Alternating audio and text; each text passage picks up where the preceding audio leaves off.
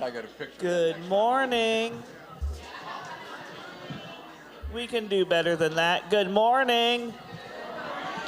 And welcome to the garden.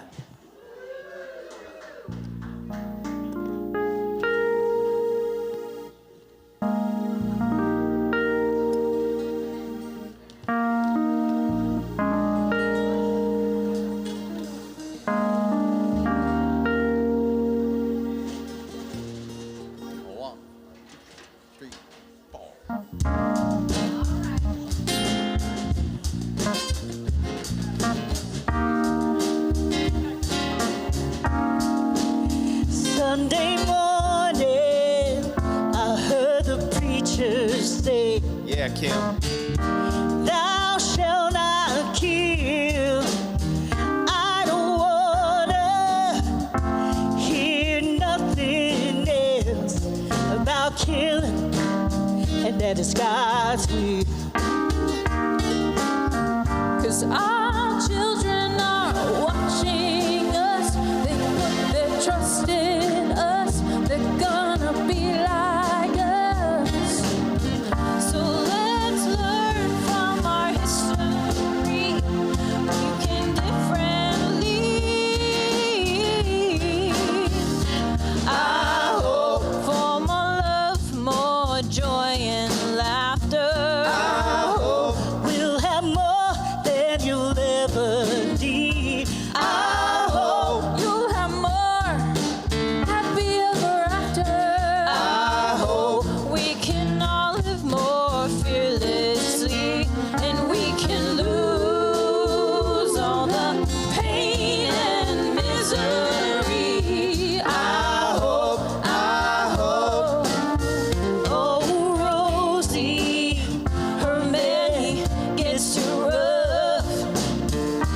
All she can say, he's a good man, don't mean no harm. He was brought up that way. But our children are watching us. They put their trust in us. They're gonna be like us. It's okay for us to disagree, and we can work it out lovingly. I hope for more love, more joy and laughter. I hope you'll have more than you'll ever need. I hope you'll have more happy ever after. I hope you can all live more fearlessly, and you can lose all your pain and misery. I hope there must be a way to change what's going on. No, I don't have all the answers. I hope for more love, more joy and laughter. I hope you'll have more than you'll ever need. I hope you'll have more happy ever after. I hope you can live more fearlessly, and you can lose all your pain and misery. I hope, and you can lose all your pain and misery. I hope. We need help. We need you guys to sing it with us this time. I hope. I hope. I hope. I hope. I hope. I hope.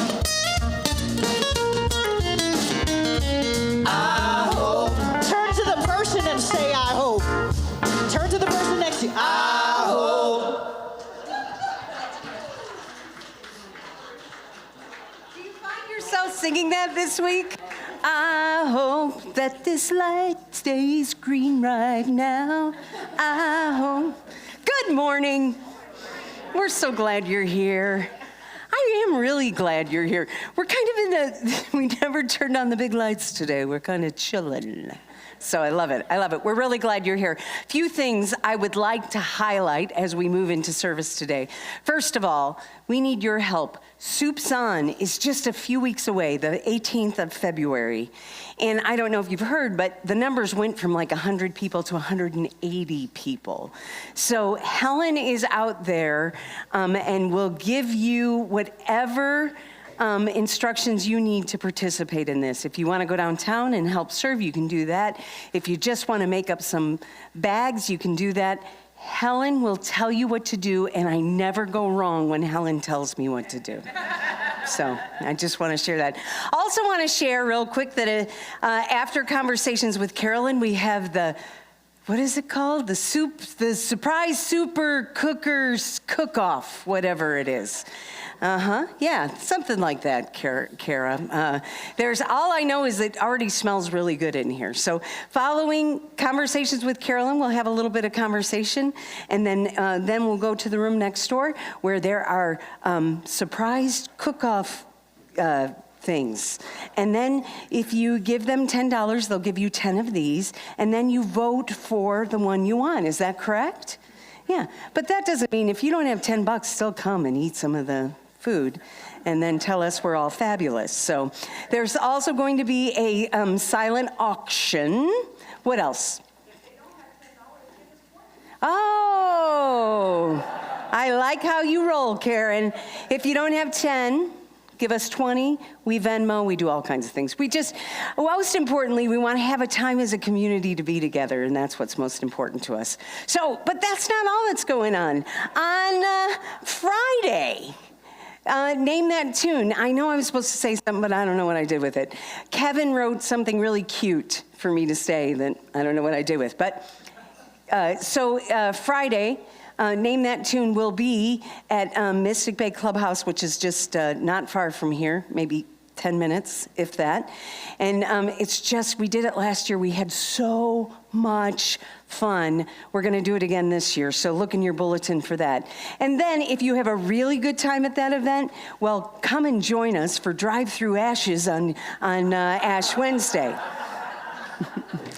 But even before that, I want to encourage you to go to Roberts Park is also having a pancakes and jazz night downtown, and that is the Tuesday before Lent, Ash Wednesday, which is the 13th. That will be on the 13th. So I want to encourage you to do that. It's great fun. I've done it before.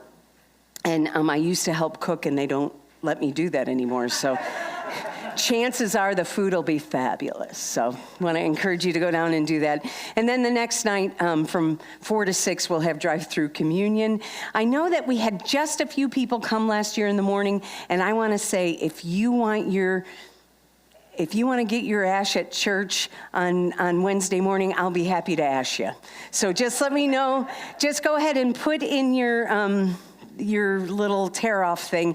Hey, I can't be there from 4 to 6, but I am going to be here at this time, and I will meet you here so that you can get your ashes. So I know there's other stuff going on, so take that bulletin with you today, and then plan on just staying and having some fun with us today. So, Leanne, what's happening? Hey, good morning. Good morning. How are you? Woohoo! Thank you. Look at you. What have you grown there? It's very interesting that you should ask. So today... Is that... Oh, that's so creative. Thank you. What is this? It's a cactus. It is a cactus. And if you remember, cactuses live in a rather harsh environment, right? Right? And it reminds me of the verse in John 4, 1 through 42, where Jesus meets the Samaritan woman at the well. And he says, I shall give you living water. Mm-hmm. So when everything else around you is going up in flames, much like a desert, mm-hmm. Christians have living water that will make us green inside. See where I'm going with that? Yeah. And so we're going to make cacti today. That's so Super cool. excited. That is a water bottle, That is a water bottle. How, you are just so creative. Yes, this is a water bottle, so we're recycling. That's beautiful. And some gravel and some rocks. And we're going to learn about the woman at the well today. Outstanding. Yes. Outstanding. So, are you ready? Let's go to room 216. Thanks. Woohoo! That is so creative. I never think of things like that. Just another quick note, too. I know there are people here that it is your first time, and if you would please do me a favor, just go ahead and say, hey, I'm so-and-so, and if you want to reach out this week, that would be great. Or say, I'm so-and-so, and leave me alone. That would be okay as well. So I don't really mind, but I know last week I was asked, hey, did you say hello to... No, I probably didn't. So I want to make sure that if you'd like me to say hello to you, I will do that. If you don't, I won't. So it works out beautifully. So today is the culmination of our Hope series, but it's not really the culmination and put it on the shelf. It is the culmination to all of the gifts and skills we've received in this series and how we can move forth as a hopeful people. As we center ourselves today, let's be mindful of how hopeful we are as we move into service. We're glad you're here.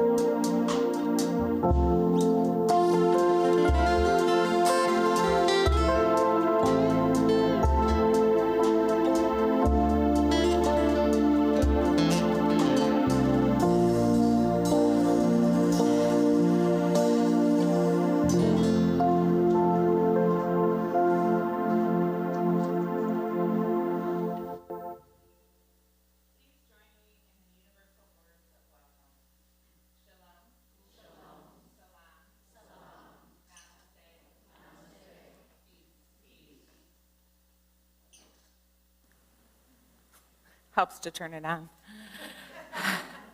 Good morning, friends. I'm sure I'm not alone in feeling over the past few years that the world has gotten more and more crazy, and definitely not a good kind of crazy. And it's easy to feel anxious and hopeless. So isn't it wonderful that we have been focusing on hope the past few weeks? I know I've needed that for sure. Since COVID came about, my weight has been ticking up, along with my blood pressure and my cholesterol. And I'd love to chalk it up to genes and genetics. Thanks, Dad. But there may have been some unhealthy habits along the way that contributed to that as well. And my doctor's going, maybe we need to look at making some changes. So my word for this year is health, or healthy, as in healthy choices. And I'm really trying to focus on that. One facet of that is getting back to going to the gym. And my friend and fellow gardener, Jessica Young, has been asking me for probably 6 months or so, would you like to join me at my cycling class at LA Fitness? I know you like to bike, and I don't know, for some reason I just couldn't get there, but anchored in my word of the year, I finally went at the beginning of the month. And Jessica promised me, she said, you know what, the instructor's super nice. You just start out at your own pace. Don't worry about what everyone else is doing. And so she was right. He was, he recognized I was new. He was very kind. He said, I don't want you to injure yourself. You just start where you need to start. And so I've been going. And I have an accountability partner in Jessica, which has been wonderful for me, and I think a little bit wonderful for Jessica as well. So that's been great, and I've been gradually getting better and better, and I'm not quite where most of the other cyclists are, but I'm taking baby steps and moving in the right direction, and that has been a good thing for me. So, and I know that, if I had gone and tried to jump right in and catch up with everyone else, I probably would have left discouraged, exhausted. I might have hurt myself, and I probably wouldn't have gone back. So, sometimes when we want to make change, we just need to do little baby steps at a time. Please pray with me. Dear God, in this chaotic, anxiety-inducing world, making positive changes can be really hard. We know that you are alongside us as we take one baby step at a time. Encourage us to also ask for help along the way. Sometimes we need a Jessica in our lives to get moving. Amen.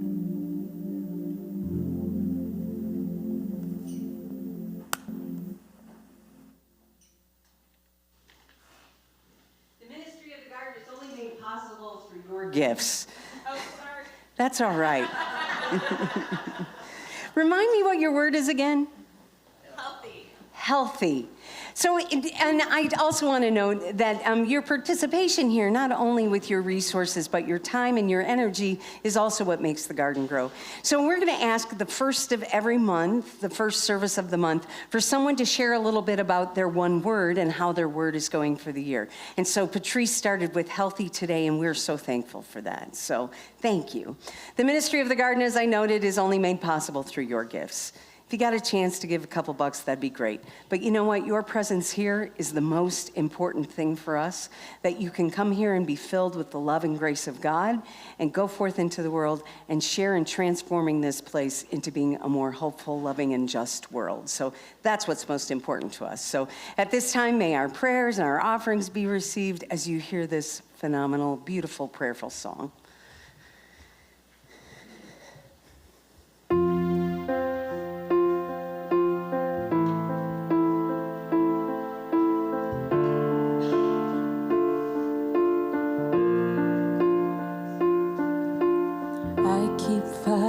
Voices in my mind that say I'm not enough.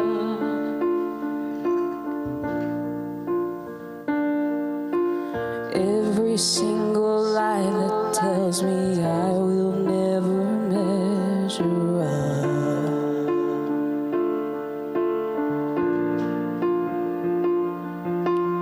Am I just the sum of every high and every low?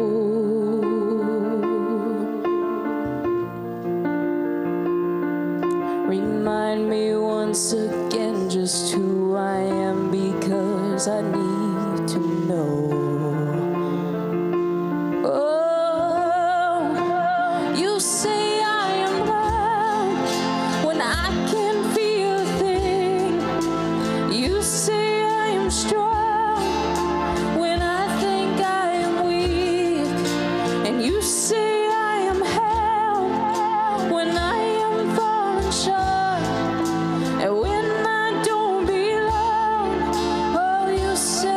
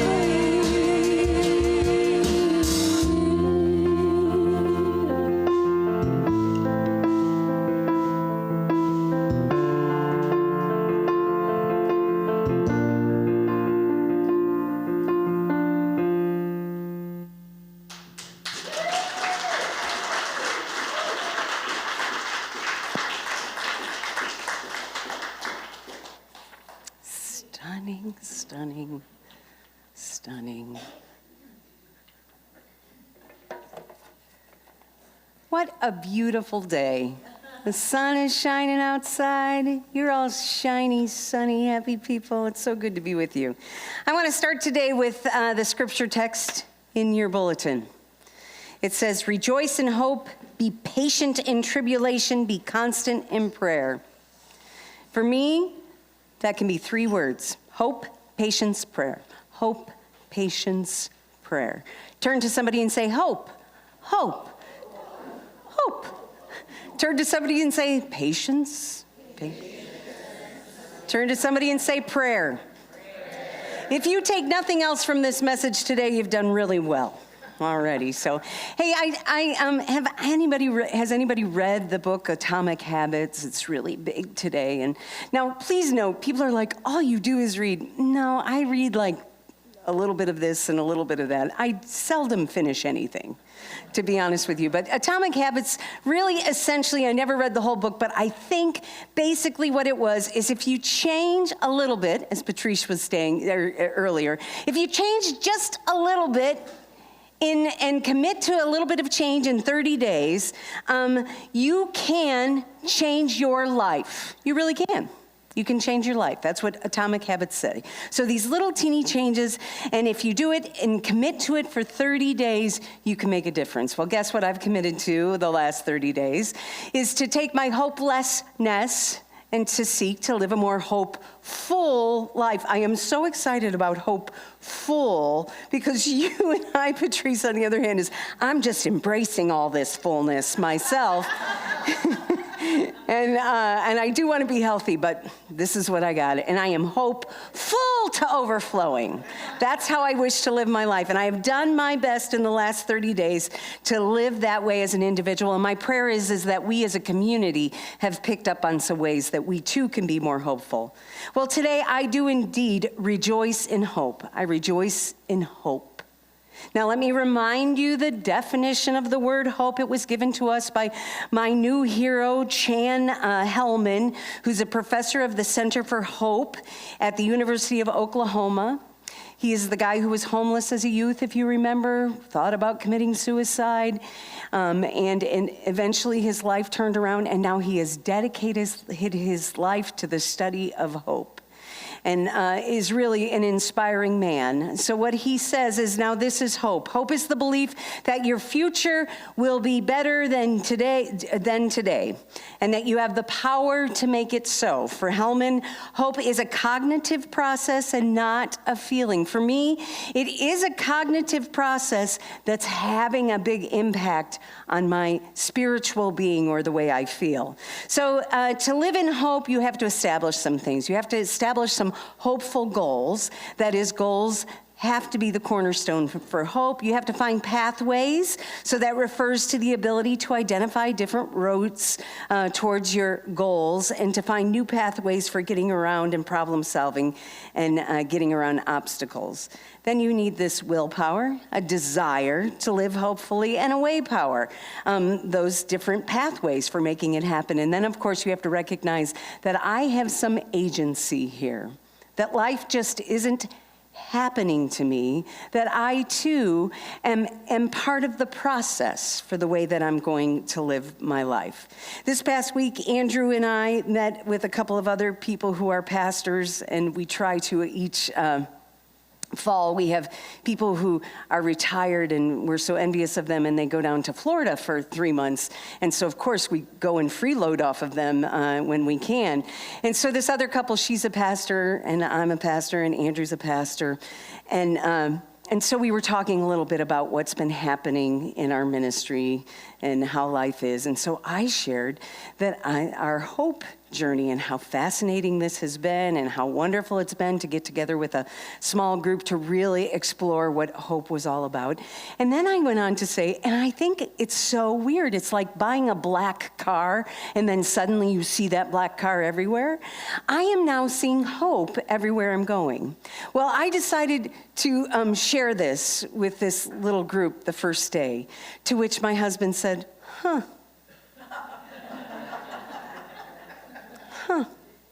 So I think what he was going to do is try to hold me a little bit accountable to being hopeful.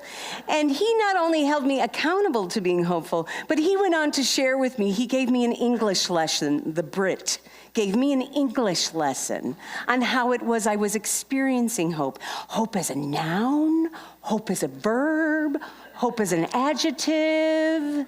Yeah, that's what I married. So now I have to tell you, it is true. It is true that in the past week, hope has appeared in my life, and gall darn it, as a noun, as a verb, and as an adjective in a lot of different ways.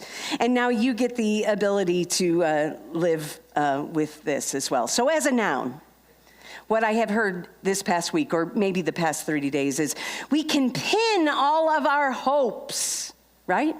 I'm going to pin my hopes on someone or something. I'm assuming that's a noun. I don't really remember, if I'm going to be honest.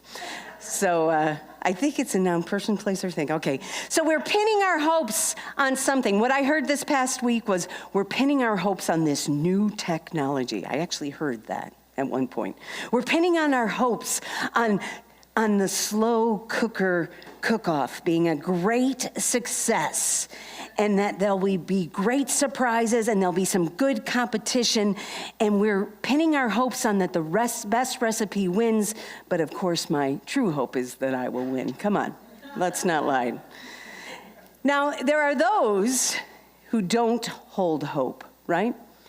There are those who do not hold hope out that something good is going to happen or something good will happen. And it is true, because what's so interesting about the four of us who went on this trip is we could not be more different in the news we listen to, in the life we share. And one of the friends, I think, needs an exorcism, but that's beside the point. He graduated from Rose-Hulman. He's a brilliant guy, and he could be watching this and saying, yeah, she's right, but his politics and his way of being is just a little different than all of us, but we love him dearly. But we do pray for him every night. But in any words, I noticed with the news that he listens to, it's not necessarily hopeful. I mean, it was really fascinating to me. There is something about the search engines that you press into that will give you what you're looking for. So we're studying Vonnegut in Lent, and so I spent a lot of time with Vonnegut during my week away. It was so much fun. But Vonnegut, actually, I think my friend and Vonnegut could have been good friends. So I would share something about Vonnegut, and then he would get on his phone and share. This was just one example of what would happen, is that I would say, oh, Kurt Vonnegut was the guy, he raised his nephews, he was, it's amazing. He'd get on his Google and he'd go, well, you know what? Some people thought he was kind of a jerk. And then he would go through this whole thing about how Vonnegut was an absolute jerk, and I'm like, yep, you're right. So then I would say something good about the current government. What is so good about the current government? He would go in and his Google search would tell him exactly what he wanted to hear, which was usually pretty hopeless. And it was really fascinating. And actually, we ended up talking about this, how interesting it was. And it became this little contest where I would look for hopeful news and he would look for hopeless news. And it was kind of fun. One of the things I noticed, and not this past week, but something that was shared with me in the past, is there's always a glimmer of hope when something tragic has happened, right? And there's always a glimmer of hope when they say this is a search and rescue, right? You always think this is a search and rescue. That is so hopeful to me. But I lose a glimmer of hope when you hear what? It's a search and recovery. Right? That means that somebody has decided that that life can't be anymore. And I thought about that this week because there was a gardener who shared a show with me called The Society of the Snow. Has anybody watched that? It's about that rugby team from Uruguay that crashed in the Alps, or Andes, in the Andes. They crashed in the Andes. And for me, that story, when I heard that story and when I watched the movie, and you may want to watch it if you've watched the other one, all we remember is they ate each other, right? That's all you remember from the other one. Well, they eat each other here, but That's not all of it. There's a lot of hope there. There's a lot, because it's also told through the perspective of one of the survivors. But for me, throughout that story, there is what I refer to as a glimmer of hope. A glimmer of hope that never leaves the survivors. For 72 days, they were stuck on that mountain. Isn't that amazing? 72 days, and there was always a glimmer of hope. If you haven't seen the movie, I highly encourage you to do so. So then there is that kind of hopefulness. Then for me, there is the feeling of hope. I have a feeling of hope. I woke up with a very hopeful feeling. I think it was the second Sunday in January when it was 100 degrees below zero. And I woke up with great hope when people were like, so are you having church? Yes, we're having church. And everyone is coming. The 20 of us had a really good time that day. But what was so interesting is because all of us made the decision that we were going to do it, and we're feeling hopeful about it, the 20 of us who were here had a pretty miraculous experience. Listen, there were miracles that day. The heat worked. The music was phenomenal. No, it was just a really great day. And I think that that's because I was hopeful. Now, I know that some people were taking bets on who would be here and what, and I don't know how that all turned out because I did not engage in that. Though I did say, I'm sure there'll be 50 people here, but beside the point. But for me, when you go into it with hope, rather than desired complete outcomes figured out, you can be introduced to something very, very different. And that was my experience with that very, very cold day. Now, since we started on this journey, I have recognized how often I am hopeless. I really have a tendency, or had a tendency until the last 30 days, to feel like some things were hopeless. And I think I've shared that with you a little bit. I have shared my frustration around the hopelessness of our divided nation. I have shared my frustration around the fact that we don't have unity in our politics. We don't have unity with our different beliefs. If I didn't love John so much, I probably wouldn't vacation with him, right? But I love him.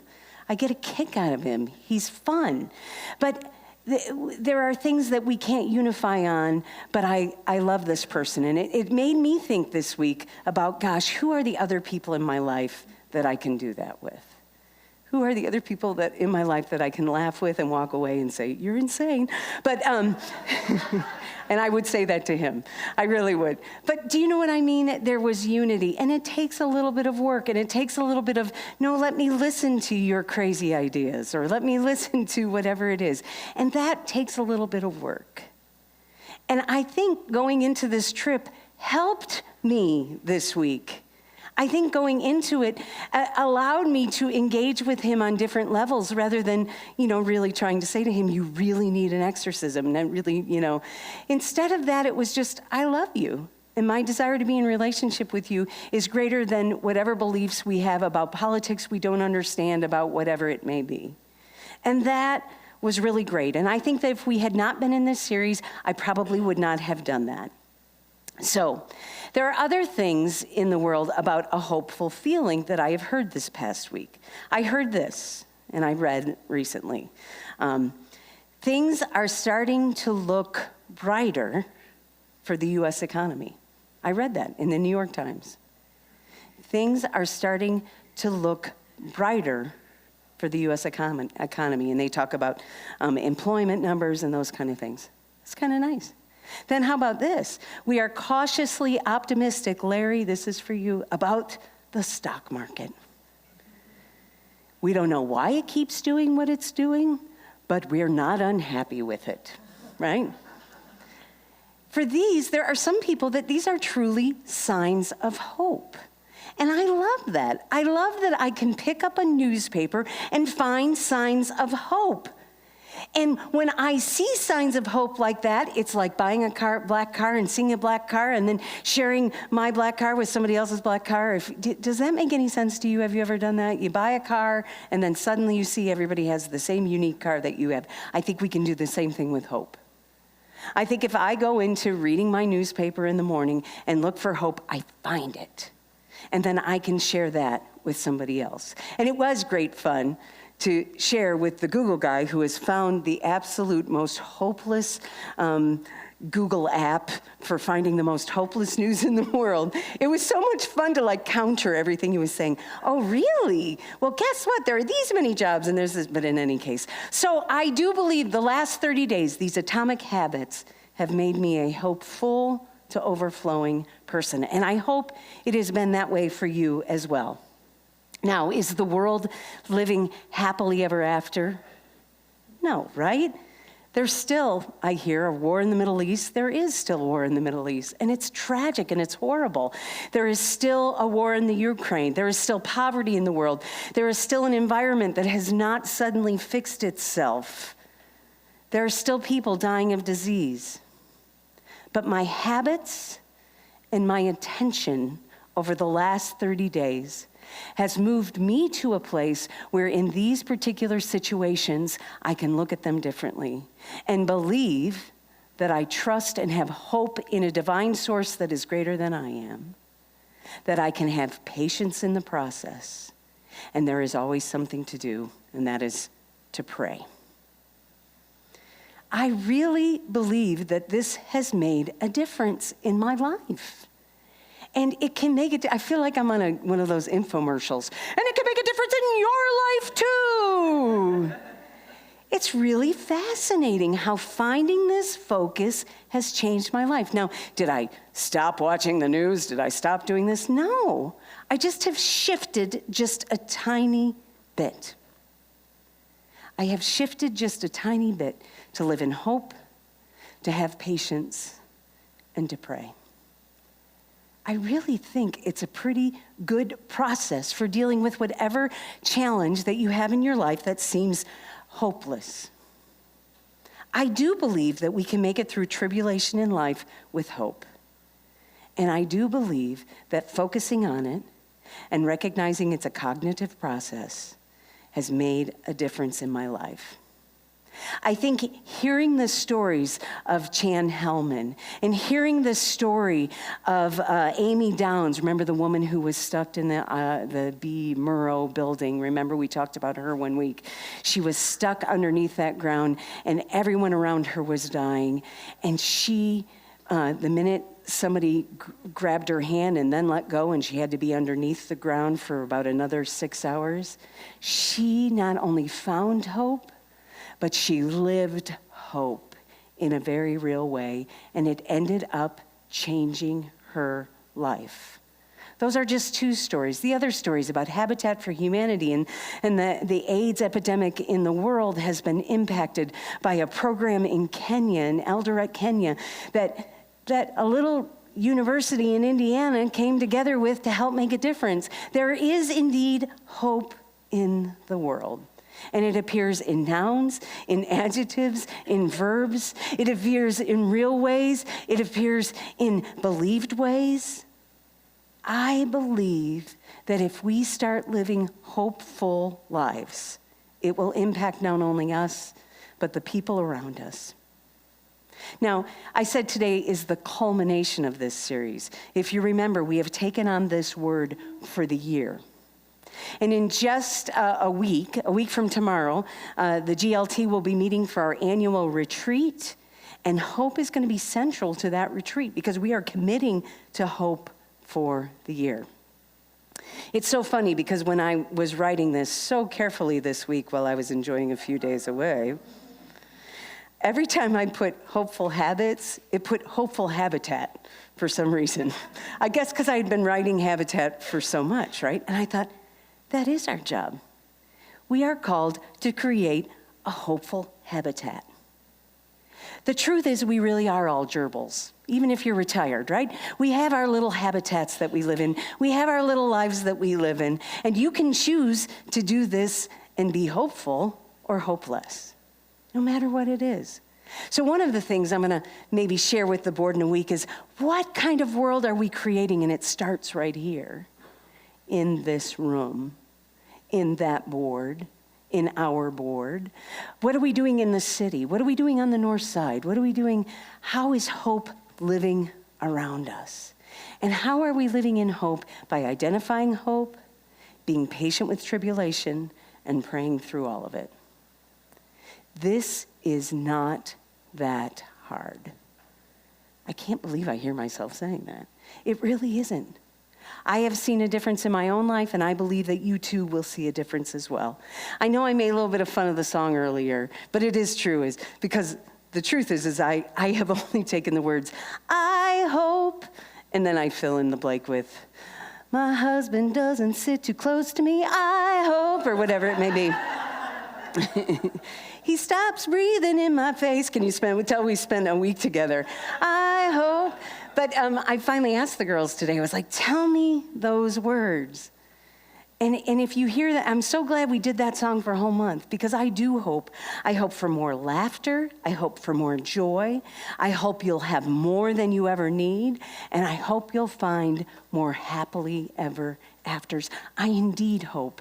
I cognitively hope it, I feel it, I adjective it, I verb it, I noun it, and I hope you will too. I think sometimes we become confused when we come to the communion table about what this is all about, right? Because some of us were raised in environments where you're like, you're pretty bad. You get to that table and remember just how bad you are. And then you spend a lot of time thinking about how bad you are. And thank goodness Jesus reminds you you're bad all the time. We don't believe that here. We believe this is the table of hope. We believe this is the table that will take us through patiently through any tribulation. And we believe this is the table of connection or prayer. That's what we believe. We believe that this meal is symbolic.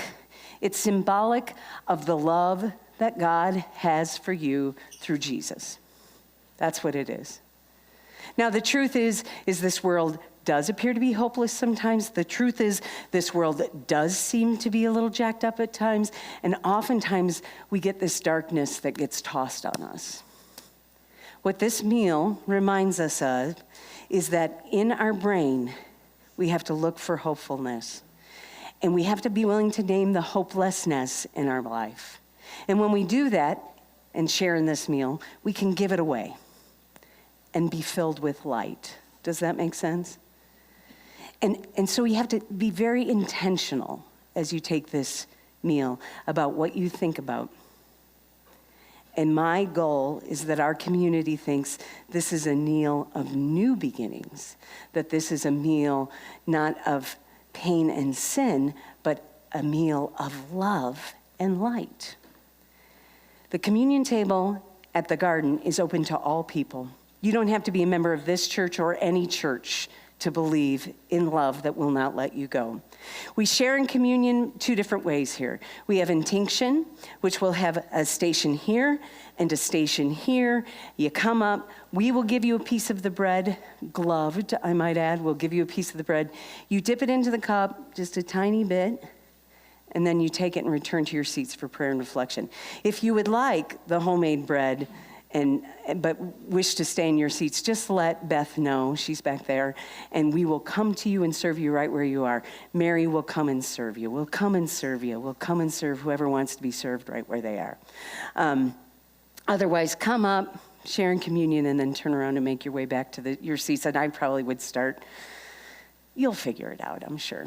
The other option is we know that there are those who, if you prefer to take communion on your own at your table, we have small cups that you can take at your leisure. So I want to encourage you, when you are given this bread, be mindful that this is a meal for hope for the journey.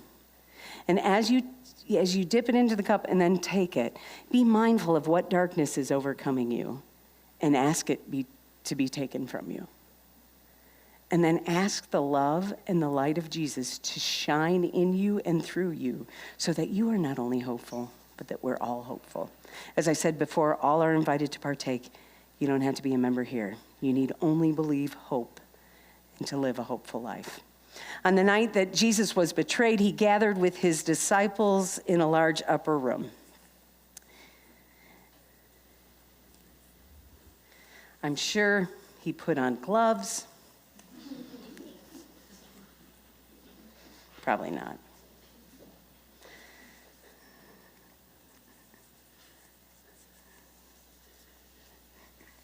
Little glove putting on music, please. No, I'm joking. Jesus took the bread, lifted it to heaven, and thank God, and he broke it. And he gave it to his friends. He gave it to his disciples. And he said, take and eat of this, all of you. This is my body, which is given for you. As often as you eat, remember me and my love for you. He took the cup and he lifted it to heaven and he gave thanks to God. Then he gave it to his disciples, his friends, and he said, take and drink of this, all of you. This is my blood poured out for you and for many for the forgiveness of sins. This is the cup of a new beginning, a new covenant, a new life, and a new love. You're invited to share in this. As I said before, we will give you a piece of bread. We invite you to dip it into the cup, partake, and then return to your seats for prayer and reflection. For these gifts, let us pray. We do not presume to come to this, your table, merciful Lord, trusting in our own goodness, but in your unfailing mercy. We thank you for your love and grace and presence in this meal. Presence enough to give us hope, to overcome the hopelessness in our lives, to give us patience in tribulation, and to give us prayer and conversation with you always. Remind us in this meal is a new beginning, is new life. Amen. All are invited to partake.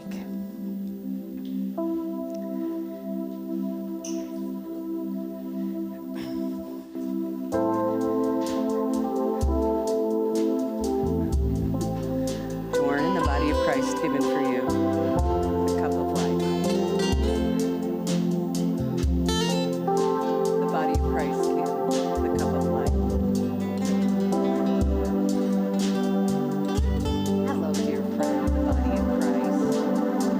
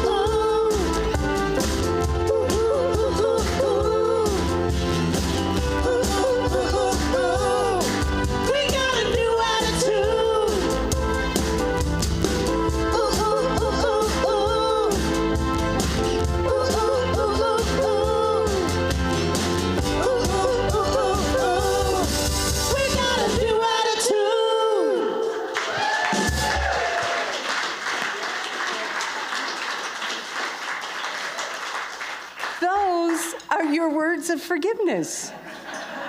You indeed have been given a new attitude. You've been given a new way of being. You have been given a new light and a new love and a new hope to face the tribulation in this world.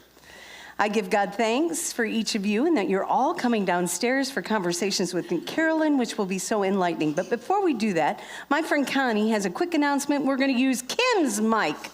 How about that? Hi, I'm Connie Schlechte. My husband, John, who made the bread today. And I are members of the Faith in Action Committee, and we're the point people for gun violence. So let's talk about hopelessness with gun violence. What can we do? There are too many guns. What can we do, Carolyn? We can pray. Absolutely. There is a remembrance service 3 weeks from today, February 25th, from 6 to 7 p.m. at St. Luke, where we are invited to join in prayer for the families and friends of 171 Indianapolis people who lost their lives to gun violence last year. It's not getting better. Here's Friday's paper. We're at 19 already for January this year. So what can we do? We can pray. We'll be there. Folks from the Faith in Action Committee will be there. I'm inviting you, and I hope you will join us in prayer that day. There'll be reminders in the meantime, but we're going to be gone, so I wanted to make sure we got the invitation out early. Thanks. Thanks, Connie. Thanks, Connie. Friends, that is what hope looks like. It is. It is. It's not ignoring what's going on. It's finding hopeful ways to deal with the challenges that we have in this world. So take you a new attitude. Look at you all sitting a little taller, looking a little shinier. Take your new attitude downstairs and get ready to eat some food. But first, you got to talk to me. But it'll be fun, I promise. Go in peace, and may the love of our God be yours today, tomorrow, and forevermore. Amen. Feeling good from my head to my shoes.